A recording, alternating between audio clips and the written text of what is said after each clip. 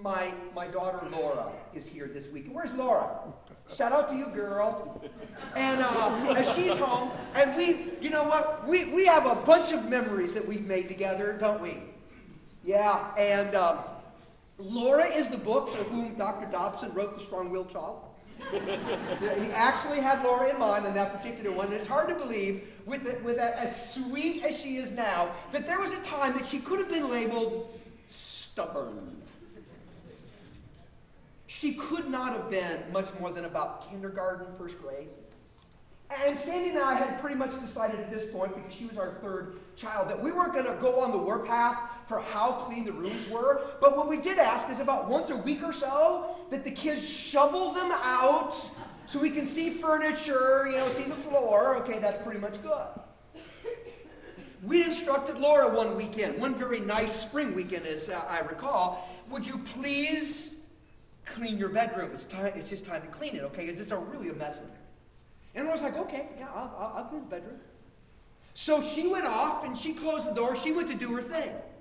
And I walked up to the office, which was only about 100 yards from where our home was. And Sandy went about doing her thing. And finally Laura trots out and she goes, I'm all done. Awesome, well, let me inspect it. You got to inspect the work your kids do. And so Sandy walked into the bedroom, and sure enough, immaculate. No clothes on the floor, all the toys, they were not there. There weren't books laying around, all the coloring stuff was picked up, and Sandy is massively impressed. The Lord does an awesome job of cleaning her bedroom.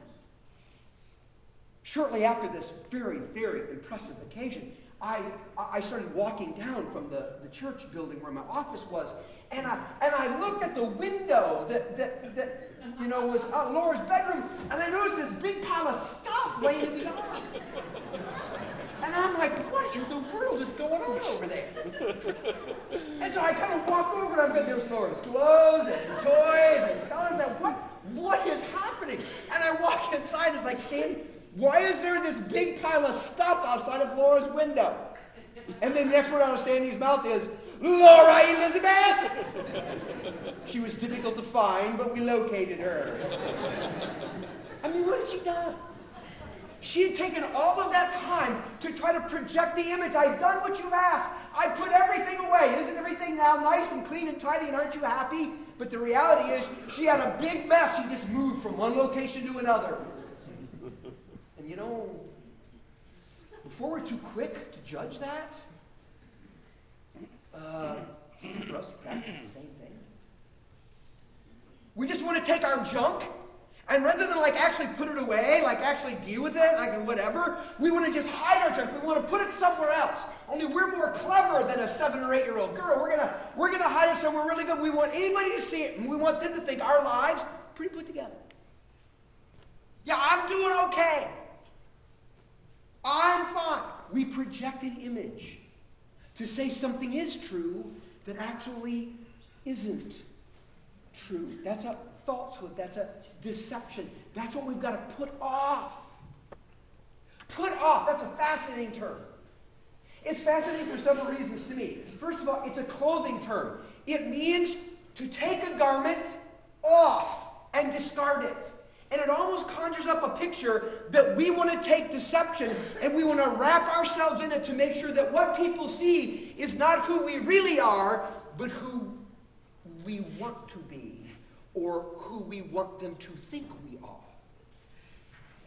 It's also an athletic term.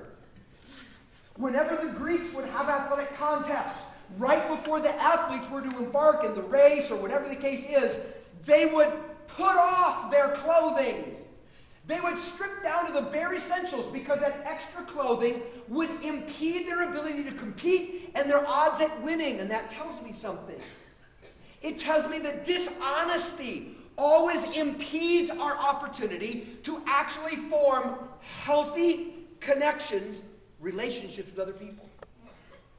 So often we can make the excuse that the reason I'm being dishonest, well, let's not call it dishonest, the reason I'm not going to say that, the reason I'm going to project that, the reason I'm going to withhold that is because I'm afraid of the damage it may do, when the reality is it's dishonesty that destroys. You know what's the sad thing about this term, put off? It assumes we've all already got it on. It doesn't say, don't put on dishonesty. Don't think about putting that on. It says, no, put it off. Get the assumption? That somehow as human beings, what we naturally want to do is we naturally want to cover up. We naturally want to give the appearance that something is true when we know it's really not. I don't want anybody to see or know about the real me. We don't want that, right? Adam and Eve, Garden of Eden, as soon as everything got messed up, what's the first thing they did? They ran for the fig leaves. Right? Man, we got to cover up. Now that just wasn't a physical thing going on. That was also a spiritual thing going on and indicated the state of the heart because they wanted to hide from each other. And remember, they also snuck into the woods because they wanted to hide from God because they didn't want to be seen for who they really were. It's part of the messed up stuff that we all carry through the world.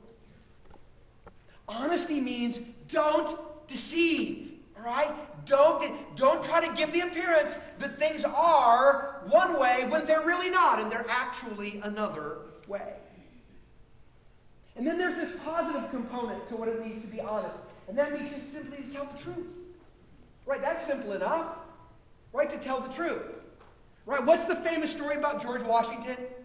By the way, now there's a question, did it really happen?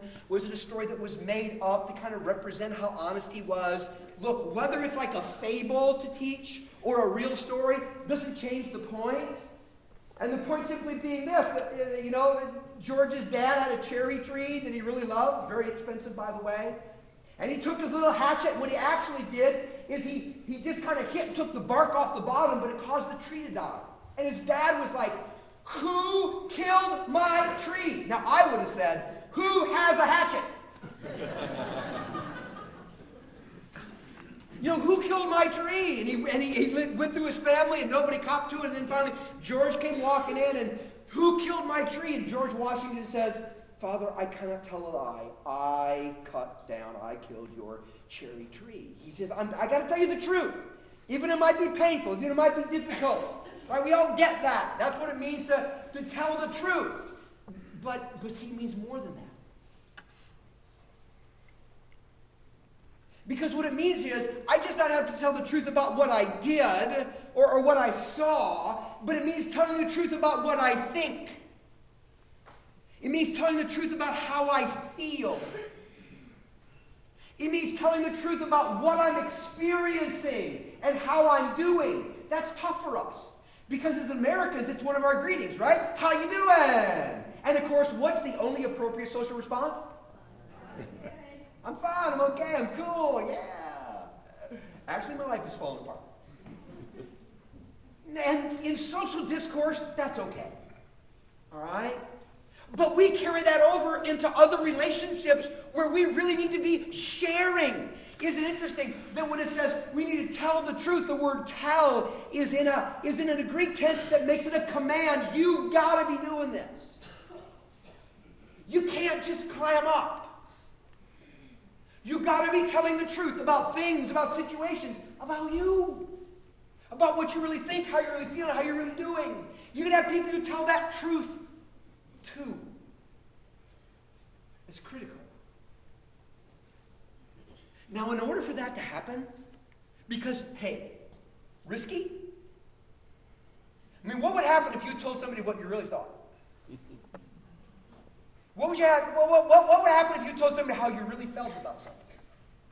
What if somebody really knew what's going on? It's like, ooh. It feels like if we did that, we would die, doesn't it? So what would enable us to actually take the incredible risk to just tell the truth? And I think maybe, does this make sense to you? The answer is an environment of safety. Wouldn't it?